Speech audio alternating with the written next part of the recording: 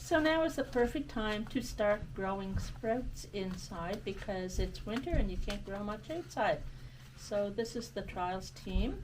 We've got Jeremy and Cody and Tara, and I'm Joyce.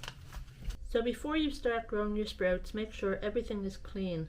Always wash the sprouter between, making sure that all the seed is out of any of the little drain holes. They can get trapped there very easily.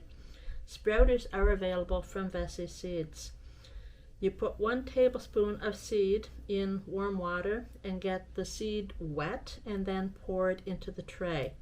There are 4 trays in our set, so you can start seed every few days or you can do different seed in different trays. Do not put on the cover when sprouting or they will go bad. Rotate the trays from the top to the bottom each time you water. It is necessary to rinse at least 2 times a day. These were started 4 days ago. They can be eaten now or they can be put in the fridge and stored for 3 to 4 days.